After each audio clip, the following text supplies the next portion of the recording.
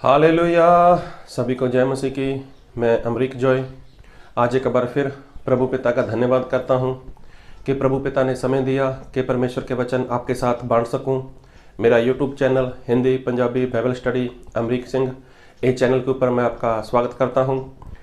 अगर आप मेरे चैनल पर नए हो, अभी तक आपने मेरे चैनल को सब्सक्राइब नहीं किया, तो आप जल्दी से जल्दी मेरे इस चैनल को सब्सक्राइब कर लो और साथ में जो बेल आइकॉन उसको टच कर लो ताकि आने वाले हर नए वीडियो का नोटिफिकेशन, उसकी जानकारी आपको तुरंत मिलने पाए और आप मेरे साथ इस वीडियो के अंत तक बने रहें।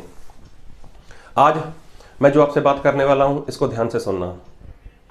मैंने बहुत से लोगों से परमेश्वर के वचन की बात की, लेकिन लोग परमेश्वर के वचन को सुनते भी हैं, समझते भी हैं, लेकिन मानते नहीं। क्यों? क्योंकि हमारी इतनी बड़ी पहचान नहीं, हम इतने बड़े प्रभु के सेवक नहीं, हम इतने बड़े प्रभु के दास नहीं। लेकिन बड़ा सेवक हो, बड़ा पास्टर हो, जिसके पीछे बहुत बड़ी भीड़ हो, तो वो जो भी बोले, जैसा भी बोले, इंसान उसकी बात को मान लेते हैं। जी हाँ, आज मैं जो बात करने वाला हूँ उसको ध्यान से सुनना।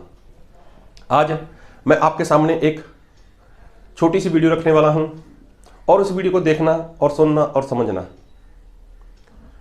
और मैंने कई बार कई लोगों से बात की कि परमेश्वर का वचन हमें ये सिखाता है, हमें परमेश्वर के वचन को मानना चाहिए, लेकिन लोग नहीं सुनते, नहीं मानते। और कई लोग तो उसी चीज़ से अपना पेट भरते हैं। मतलब कुछ लोग उसी काम से अपना गुजारा चलाते हैं, अपना कारोबार समझते हैं। और लेकिन वो बात है क्या आप जानना चाहोगे? तो पूरा वीडियो देखना। बाइबल में मैं बात करने वाला हूं क्रूस की। क्रूस, जी हाँ, आपके दिमाग में वो बात आ गई। वो क्रूस कैसा है? लकड़ी का बनता था और उसके ऊपर प्रभु यीशु को लटकाकर मार दिया गया।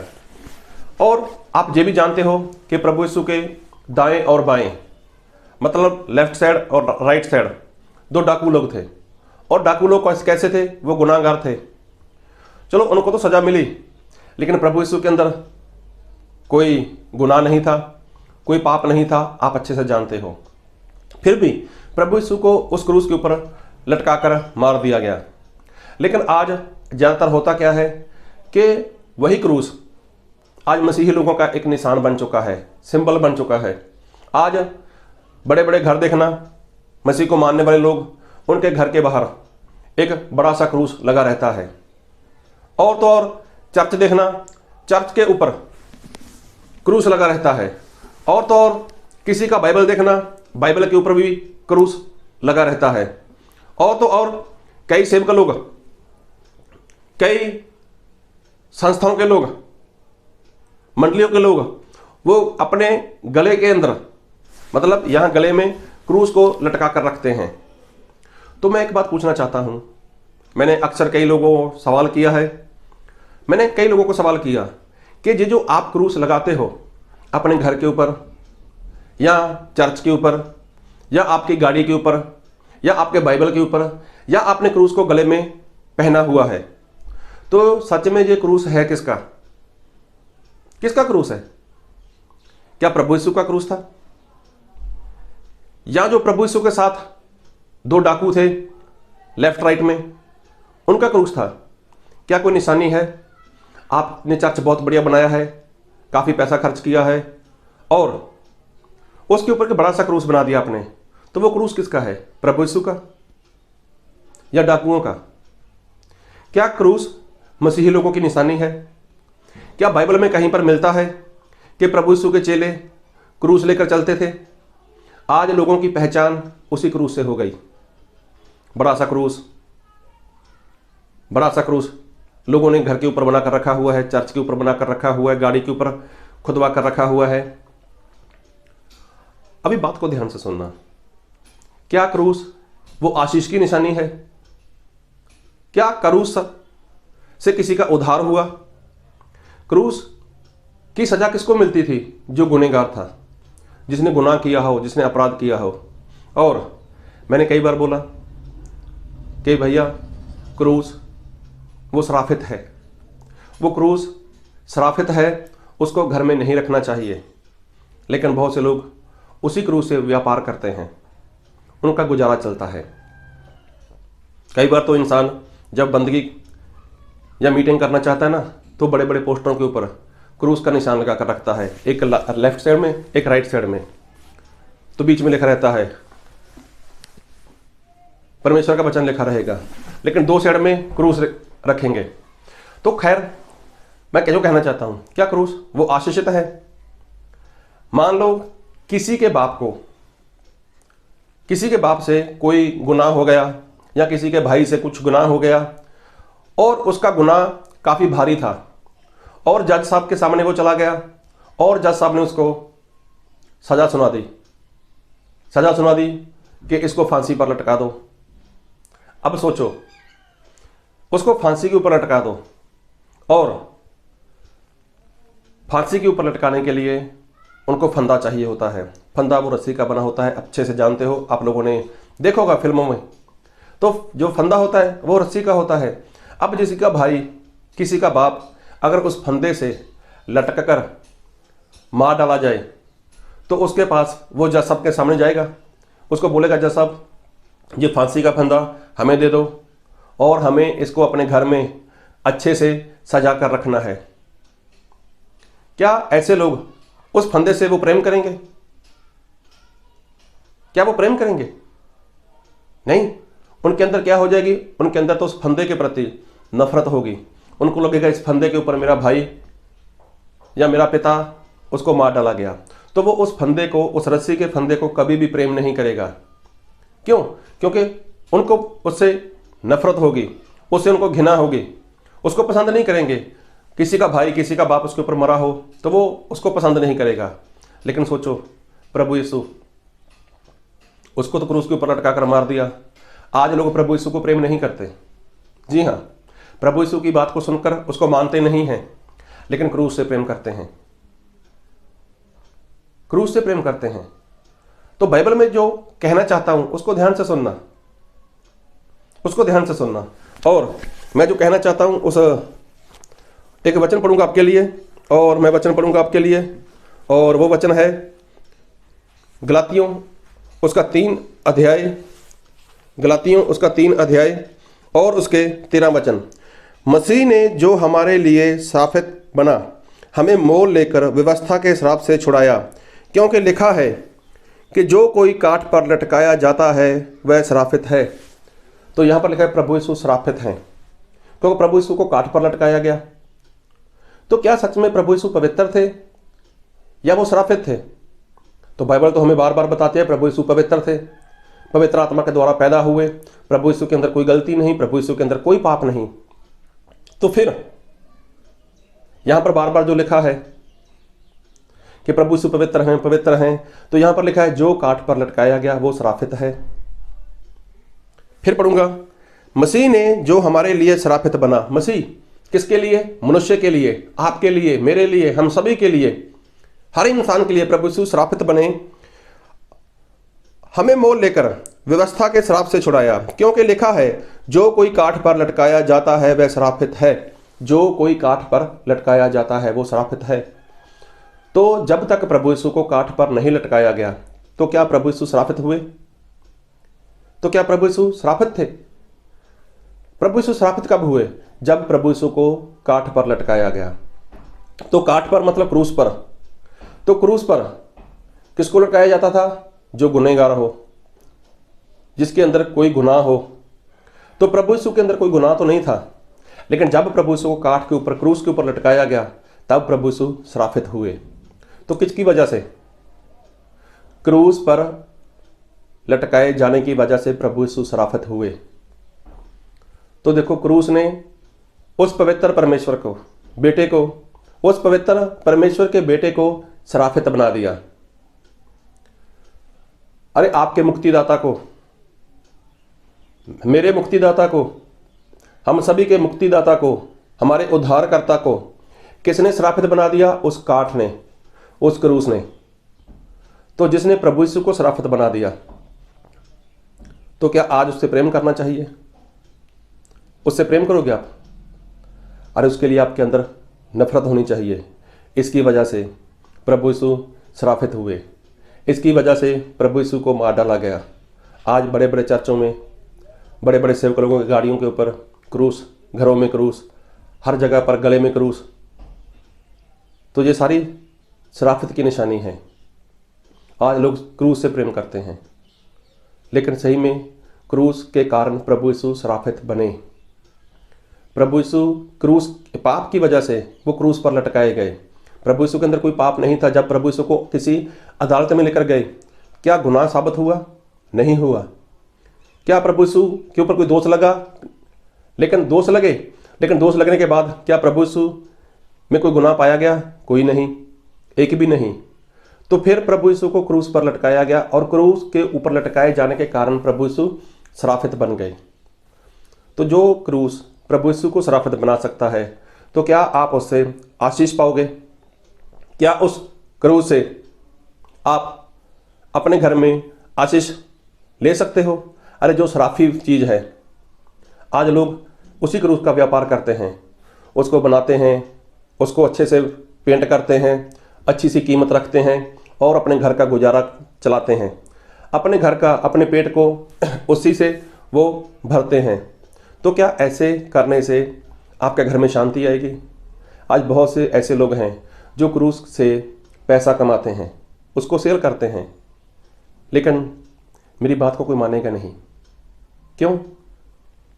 मैं एक बहुत छोटा सा सेवक हूँ प्रभु यीशु का, बहुत छोटा सा एक दास हूँ, लेकिन मेरी पहचान नहीं है ना, इसलिए मेरी बात को कोई सुनेगा नहीं, इसलिए मेरी बात को कोई मानेगा नहीं।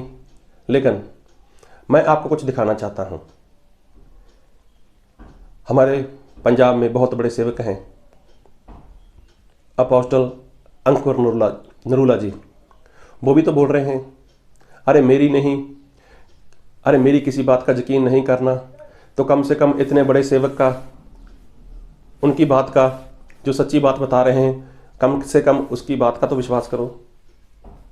ये अंकुर नरूला जी परमेश्वर के बहुत बड़े दास हैं, काफ़ी नाम है उनका, लेकिन वो भी तो यही बता रहे हैं। कैसे? मैं आपको वीडियो दिखाना चाहता हूँ, और ये वीडियो आपके लिए, इसको देखो एक बार।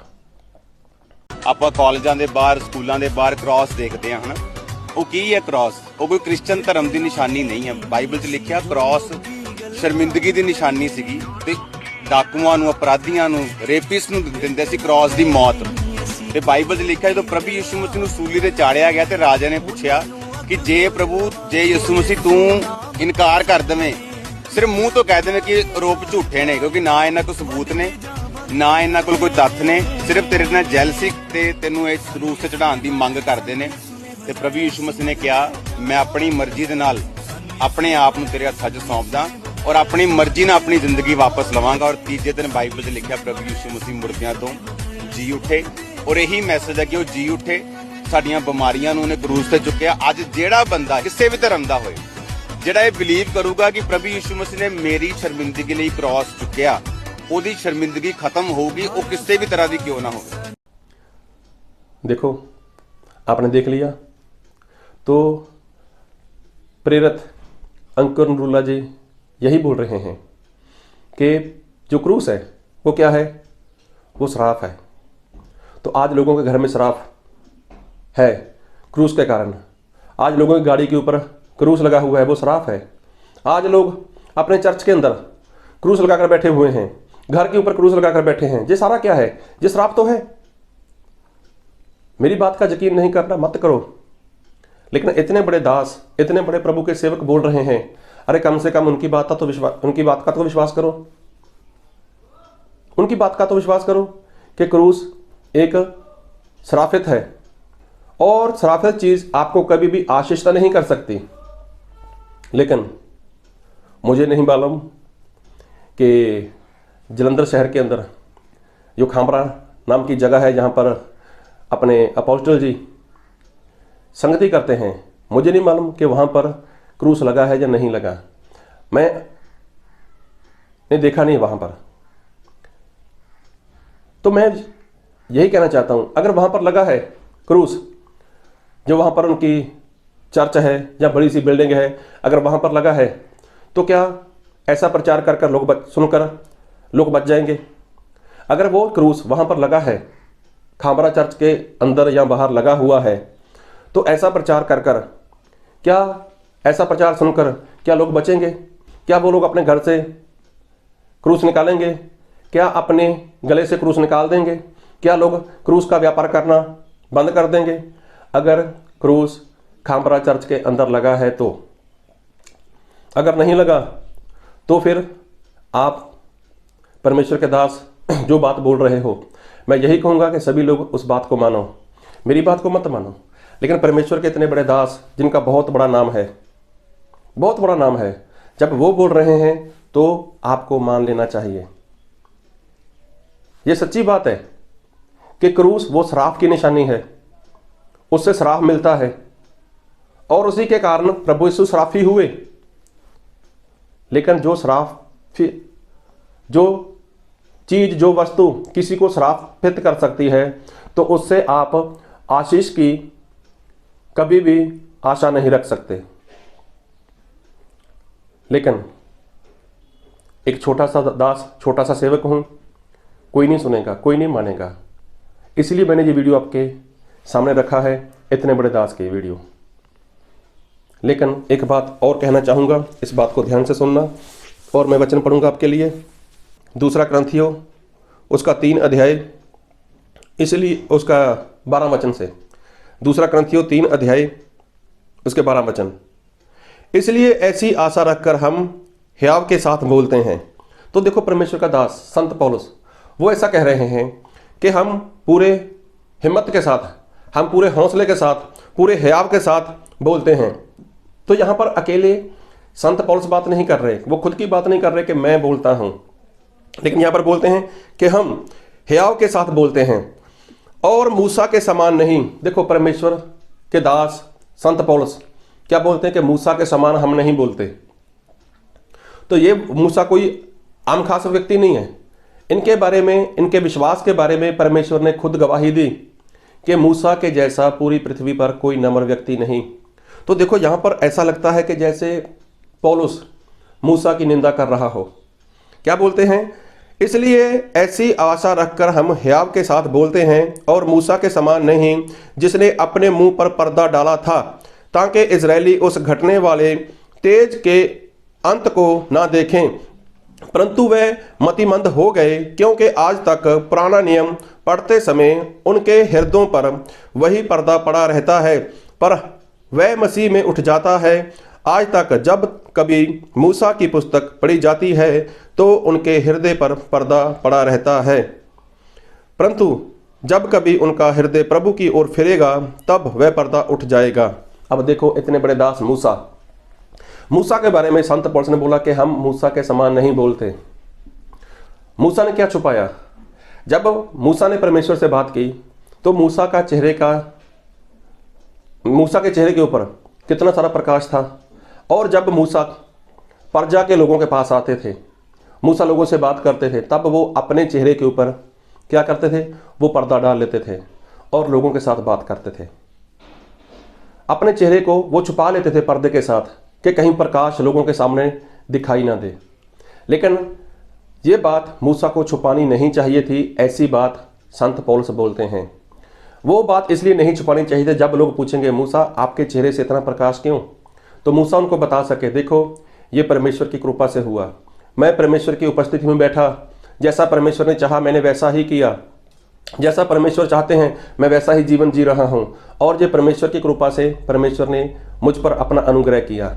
लेकिन ये बातें लोगों को दिखाई ना दें, उसका कारण क्या था? मूसा ने नहीं बताया लोगों को। जब नहीं बताया, और वो पर्दा आज तक जब लोग बाइबल पढ़ते हैं ना, पुराना नियम पढ़ते हैं, तो वही पर्दा लोगों के ऊपर, दिल के ऊपर पड़ा रहता है। लेकिन संत पौलुस बोलते हैं कि हम मूसा के समान नहीं बोलते। हम मूसा के समान नहीं बोलते। हम कैसे बोलते हैं? पूरे हिम्मत के साथ बोलते हैं। हम पूरी आत्मा के साथ बोलते हैं, सच्चाई के साथ बोलते हैं, सामर्थ्य के साथ बोलते हैं, क्योंकि जो सच है मैं तो वो सच बोलता हूं, मैं आत्मा से बोलता हूं। तो मूसा के समान नहीं। मूसा क्या चाहते थे? अरे जैसे कैसे भी इजराइल प्रजा के लोग वो कनान देश में पहुंच जाएं। तो कुछ बातें थी जो मूसा ने लोगों को सामने प्रकट नहीं की, लेकिन संत पौलुस बोलते हैं मैं पूरी तरह से प्रकट करना चाहता हूं। तो मैं कहना क्या चाहता हूं कि परमेश्वर के दास अपोस्टल अंकुर नरूला जी ने ये बात बताई कि क्रूस वो शराफित है। तो ये बहुत बड़े दास हैं। आज एक कोई भी बात परमेश्वर के दास बोल दें नरूला जी, तो उनकी बात सभी लोग मानेंगे, क्योंकि ज़्यादातर बड़े बड़े सेवक लोग भी अंकुर नरूला जी को अपना आदर्श मानकर चलते हैं। जैसा वो बोलते हैं, जैसा वो करते हैं, ज़्यादातर सेवक लोग भी उनको कॉपी करते हैं। लेकिन अगर यही बात प्रेरित अंकुर नरूला जी सबके बीच खुलकर बोलें और इसी बात के ऊपर जोर देकर बोलें कि ये बात सच्ची है, आपको अपने घर से, अपनी गाड़ी से, अपने गले से, अपने चर्च से क्रूस निकालना है, तो क्या लोग नहीं निकालेंगे? अरे निकालेंगे, क्योंकि बहुत बड़ा नाम है उनका। अगर ये बात परमेश्वर के दास बहुत जोरों से और जोर देकर इस बात को बोल दें कि भैया मैं बोल रहा हूं, बाइबल में ऐसा लिखा है कि क्रूस वो शराफित है, क्रूस वो आशीष की निशानी नहीं। अरे उसी क्रूस ने हमारे उद्धारकर्ता प्रभु यीशु को मार डाला, उसके कारण, क्रूस के कारण प्रभु यीशु मसीह श्रापित हुए। तो ये आशीष की निशानी नहीं है, ये श्राप है। और अपने घर से, अपनी चर्च से, अपनी गाड़ी से, अपने गले से इस श्राप को निकाल दो, तो क्या लोग नहीं निकालेंगे? निकालेंगे। लेकिन मेरी बात का किसी को बुरा मत लगे, लेकिन अंकुर नरूला जी जो प्रेरित हैं वो ऐसे नहीं बोल रहे जैसे संत पौलुस ने बोला कि मैं मूसा के समान नहीं हूं। एक बार फिर वचन पढ़ूंगा आपके लिए, क्या लिखा है? दूसरा कुरिन्थियों उसका 3 अध्याय उसके 13, और मूसा के समान नहीं जिसने अपने मुंह पर पर्दा डाला था ताकि इजरायली इस घटने वाले तेज के अंत को ना देखें। और लिखा है 12 में, इसलिए ऐसी आशा रखकर हम हियाव के साथ बोलते हैं, पूरी हिम्मत के साथ बोलते हैं, पूरी दृढ़ता के साथ बोलते हैं, और मूसा के समान नहीं बोलते। संत पौलुस बोलता है मैं जो बोलता हूं पूरी हिम्मत के साथ बोलता हूं। तो मैं ऐसा नहीं बोल सकता कि मैं अपने प्रेरित अंकुर नरूला जी को सिखा रहा हूं, वो बहुत बड़े दास हैं परमेश्वर के। लेकिन अगर वो पूरी हिम्मत के साथ बोलें, बोलना क्या है? सच्चाई बोलनी है कि ये सच है। आप लोग जो क्रूस का व्यापार करते हो ना, क्रूस बनाकर बेचते हो ना, और जो लोग खरीदते हो, जब खरीदना बंद करोगे तो बेचने वाला ये काम ही नहीं करेगा। जब आप अपने घर में, अपने चर्च में, अपने किसी भी जगह पर क्रूस रखोगे नहीं तो बेचने वाला खुद ब खुद बंद कर देगा। लेकिन आज ऐसा नहीं हो रहा। लेकिन खुद परमेश्वर के दास प्रेरित अंकुर नरूला जी ने यह बताया है कि क्रूस वो शराफी है। अगर यही बात को पूरे जोरों शोरों से बताएं, इस बात के ऊपर जोर देकर बताएं, तो जितने भी परमेश्वर के दास के फॉलोवर हैं, जो उनको पसंद करते हैं, जो उनको सुनते हैं, तो क्या वो लोग इस बात को नहीं मानेंगे? मानेंगे।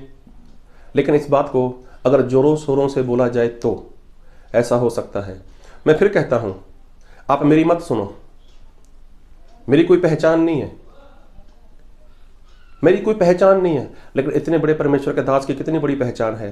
जब उन्होंने ये बात बोल दी तो आप उसी बात को पकड़ लो, उसी बात को मान लो, और क्रूस को अपने घर से, अपनी चर्च से, अपने गले से, अपनी गाड़ी से, जहाँ पर भी आपको क्रूस दिखाई दे रहा है उसको निकालकर बाहर फेंक दो। ये मसीही लोगों का कोई चिन्ह नहीं, ये सिंबल नहीं है, ये निशान नहीं है मसीही लोगों का। प्रभु यीशु के चेलों ने कभी क्रूस लेकर कभी घूमे नहीं? क्या गले में लटका कर वो चलते थे? नहीं। तो मैं यही कहना चाहता हूँ, मेरी मत सुनो, बाइबल में जो लिखा है उसको सुनो, उसको पढ़ो, उसको मानो, और परमेश्वर के इतने बड़े दास की बात को मान लो और ऐसा करो। तो प्रभु आपको इस वचन से बहुत आयत की आशीष दे। आमीन।